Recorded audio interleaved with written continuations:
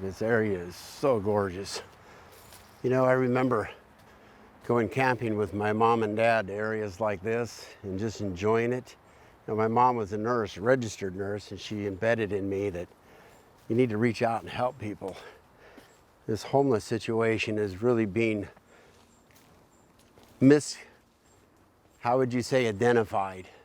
You know, we're looking at serious mental health care, drug addiction, issues the city are not addressing. Look at this. This area around in here is horrible of what's happening to our great city of Los Angeles. And our city officials are really doing nothing. Their hands are tied. What they keep doing is taxing us more, asking for more of us, but yet it's not going to the people that actually need it. It's not going to the mental health care. It's not going to drug rehabilitation. It's going to line the homeless industrial complex that is growing feverishly. Our mayor, Eric Garcetti, should be ashamed. We give them $1.8 billion, and this is what they've generated. The beautiful, pristine areas that we used to camp at have turned into this. And it's not the homeless fault. It's really not the homeless fault. We have so many people who are good and are trying to help out. We pass taxes, we give it to our elected officials, but yet our elected officials squander it on a homeless industrial complex, making billions of dollars and only generating and creating this. This is going to cost hundreds of thousands of dollars to clean up. If you had the opportunity to get into transitional housing or housing, would you take that? Absolutely. In a heartbeat. Mm-hmm. You know, that's the other thing that the city of Los Angeles originally said it was going to cost $150,000 a unit to build. They're spending over $500,000 a unit to build housing for the homeless. Do you think that's a little ridiculous? It is. I mean, all we need is 4 walls, a sink, and a bed. I mean, seriously, it's... So realistically, to help you get on your feet, you'd be happy with the basics, even an army tent, with yeah, a shower, with a sink, absolutely. somewhere to cook your food. Absolutely. And the freedom to go to work like just anybody else. Just to be able to do and live and be productive. Absolutely. How many people that you know within this camp here have a drug abuse problem? A lot. A lot of them? Yeah. Do you think a lot of them would, if they were offered a real drug rehabilitation program with vocational training, you know, job training, you think most of them would take it? I think so. I What really do you think this number? I would. What do you think the number one stopper is for that? That they're not available. There's no beds.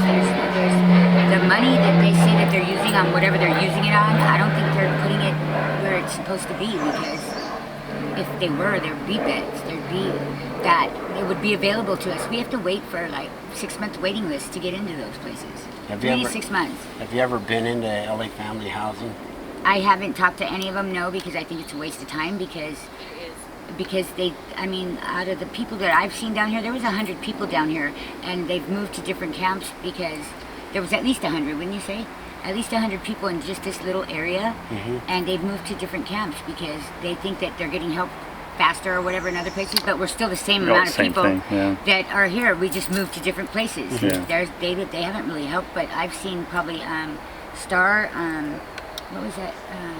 There was 3 people that I've seen actually get housing from here, and that's in the last 4 years. In the last 4 years, only 3 people? Yes, that actually got apartments and houses. Pertaining to mental health care, do you think a lot of people need some kind of counseling because of their background? And also because of living like this, you become somewhat antisocial? I know I've become kind of jaded to society. I know that me personally, I ran out of here one day because I was fighting with my boyfriend, and I was dirty because we were just then building a place like a shelter, and we had an argument. I ran up there to the to the bicycle path, and just the way that what we would say normal society looked at me, I can totally understand how people get further and further away from normal people, as they would say, and become crazy, because you spend enough time by yourself, you're going to be crazy, whatever. You're going to hear voices or create voices that then become voices you hear. I believe because the way that the people were looking at me just for being dirty and on that bicycle path, I totally understood at that moment why people become the way they do. So you think that society has a massive disconnect? Absolutely. From the homeless individuals? Absolutely. They look at us like we're not even human anymore. Do you think that they're addressing the root causes of homelessness? I don't. Not at all? No. Not even close? No. Where did you originally come from? I've been born and raised in the valley my whole life. Born and raised in the valley. And so have I. I was born here 62 years ago. I'm 50, and I was 50. Yeah, Yes. and I was born and raised here. I've never been out of California. Never. Mm-mm. So you've watched some drastic changes here. The cost of living has gone outrageous, hasn't You it? can't even go into a market and buy a piece of meat that's lower than $6. Yes. It's So how crazy. much shame do you feel when you're walking around just in society in itself? A lot, especially if you're dirty and you haven't had time to take a shower, because it takes almost all day to get a shower. If you don't have water, you have to go get it, you have to bring it, you have to heat it. It's like a 6-7 hour deal just to get a shower. So just basic human dignity is being deprived of the homeless. Absolutely. And so when you hear about these programs, or Garcetti or congressmen in the area, It's a joke. because this is all Army Corps of Engineers property here, you would think that maybe if they're allowing you to come here and allowing you to sit here, they've let us be they here would for bring 5, in some 6 they would years. bring in some dumpsters so Something. you can put the trash into the dumpsters. They would set up some kind of showering system. They told us if we put the trash up by the street there, that they would come and fill it. Well, there's bags and bags upon bags of trash up there that have been there for months that they still have not picked up. So, if I were one of the neighbors around here, I'd be pretty pissed myself. Right. If I had to drive by and see that shit. But they're pissed for the wrong reasons. They're pissed that we're here. They're not pissed that they're not picking it up. Right, right. You know what I mean?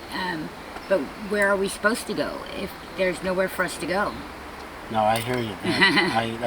That's why, what is the one comment you would say? What is the one comment you would say to society as a whole, as a general? That you appreciate their handouts, but you really want them to knock on the doors of the elected officials Right, to go give you a where, handout? yeah, go where it's needed. I mean, like you said, we do appreciate the fact that they bring us blankets and jackets and stuff, but that's still not getting us what we truly need, and that's a place to live and a job to support ourselves, or a way to get out of the mess that we've. And granted, some of us have created the mess that we're in, Right. but it doesn't erase the fact that we still need help. Okay, what would you say the percentage of people, if you think about it, because the reports from lots of LA housing, surveys about the homeless people, they're saying that only 16% or a very small percentage have drug problems. A very That's small bullshit. percentage has mental problems. That's bullshit. Half the people out here are nuts, or have become a little bit Well, off. gotten further worse from the Right, beginning. yeah, because I mean, if you put them on meds or you give them counseling, they're people, even the ones that are a little bit out there, we still find a way to communicate with them where they don't hurt us and they don't do things to us. We live amongst them, so they're still. You can communicate with them if you take the time to communicate with them and show them that you care. They're still able to understand that.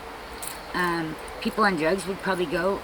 I mean, a lot of us are older. We don't really want to be out here, but we do it so we don't have to look at where we live. It's survival. It's again survival. It's a mental, emotional survival. Do you have family living still in the valley? I do, but where they're at, I'm not really sure. I know where one sister is, and she cries every time she comes down here. Yeah, she's pretty. She is the district manager of Staples. I won't say her name, but Right. That's fine. she's not happy about it. Has she offered you help? She has, but not where she won't take me to her house because I am a drug addict. So she doesn't want it around her kids, and I don't blame her. Right. No, that's kind of the reasons why I don't have mine around. Right. I don't blame her at all.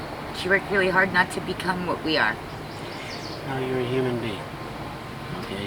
Yes, you. I understand the drug use. You're self-medicating Right. to really make the situation bearable. That's why I'm down here. You don't see me being like Right. that. Yeah. It's like, Even when the cops come down here, they don't come back here. no. They're afraid of what's in the garbage and stuff. Well, if you're afraid to even come in here, we live in it. When they come through with family housing, a lot of us won't even talk to them because the police are standing behind them. Yes. Well, I think they have the police there to they're really afraid protect them. They're afraid Yeah. they're going to get jumped or something. And we're not even like that. That's not even how it is down here. No. It's like we all help each other. Like, say, for instance, if the neighbor doesn't have food, then we eat together. Yeah. If they don't have clothes, we give them clothes. If I don't have clothes, they bring, we help each other. It's not even like that down here.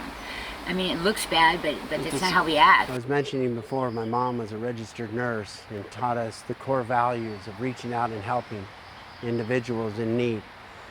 Walking through the different homelessness camps, I'm ashamed of the city officials in the city of Los Angeles and the fact that they're developing this huge homelessness industrial complex where people are making hundreds of millions of dollars off of it and not helping the people that are truly in need. I want to read a couple of notes that I have in the fact of reining in the homelessness industrial complex. First, we need to really acknowledge that there's a problem and agree that the problem is no longer acceptable to continue throwing money at the homeless epidemic without questioning all the current possibilities and underlying premises. Billions of dollars, I mean billions of dollars are being wasted. Recognize that the special interest, the homeless industrial complex, comprised of developers, government bureaucracies, and activist nonprofits, have taken over the homeless agenda and turned it into a profit center, a for-profit center. They're not going to solve the problem. They're going to milk it for every dollar they can get. Their PR firms with self-compliant media feed good stories about someone who they have turned their lives around, living in a fine new apartment. What they won't tell you is that because it's a $400,000 apartment, they get charged to build this single apartment. I mean, this is what's ridiculous. These people don't need a $400,000 apartment. They need a shower. They need food. They need a basic toilet. Act at the municipal and state levels to set a limit on the cost per shelter, per bed. It shouldn't be $50,000 a bed. We can do better than that. You know, this like I say, Eric Garcetti and his $450,000, $500,000 plus for each unit is ridiculous. They need to pick a number, some kind of a number that they need to target and limit, set those limits on these developers of what they can charge to develop a one-bedroom apartment or just a single bed facility. And stop differentiating between bridge housing, basic shelter, and permanent supportive housing. Permanent supporting housing is bridge housing right now. Amenities better than a durable, dry, sole occupancy tent and porta potties can belong exclusively in the realm of a privately funded nonprofits and charities. Until we understand that, just getting the basic needs. These people need basic needs. They're just getting worse and worse living in these conditions. Except that the homeless shelters will be more cost efficiently constructed and operated if they are in an industrial, commercial, where appropriate, or rural areas and not downtown areas or residential neighborhoods. That's where it's not cost effective, is putting it in multi-million-dollar neighborhoods. Okay, abandon the decentralized solutions that involve seeding safe neighborhoods with multi-homeless shelters in converted residential homes. Estimates vary, but between 35 and 75% of the homeless people suffer from substance abuse, and between 26 and 58% have mental illness. And by some accounts, over half of them have a criminal record. It's not just too expensive, it's dangerous to mix homeless population into family neighborhoods. Go to the court, challenge the decision of Jones versus the City of Los Angeles that ruled that law enforcement and city officials can no longer enforce the ban on sleeping on sidewalks anywhere within the City of Los Angeles. File a state ballot referendum to overturn Prop 47. That's simple. Everybody knows that. Okay, recognize that the rights of the homeless must be balanced with the rights of the local residents, and the homeless accommodation should be safe but should never be better than the cheapest unit of commercial housing. Confront the fact that a lot of homeless people are homeless by choice, not because they ran out of options, but they don't want help. Act accordingly. Don't give these people control over the public spaces, our neighborhoods and parks and beaches. And what are the others? The mentally ill, the substance abusers, the criminals. Do we give them control over our public spaces? Do we just cede control to them, as Eric Garcetti and our public officials have done? No, I'm afraid not. We need to really look at our moral obligations to both the people in need and the tax-paying citizen. We have moral obligations to both. We do have a moral obligation to help the people in need. We do have a moral obligation to help the people who have mental illnesses. We have a moral obligation to help the people with drug addiction. So we need to address the milking of the homeless industrial complex that is being developed. We've seen it in New York, we've seen it in San Francisco, and now it's taking a foothold here in Los Angeles. Our public officials should be ashamed of themselves. They should do a triage on exactly what they're doing and modify it.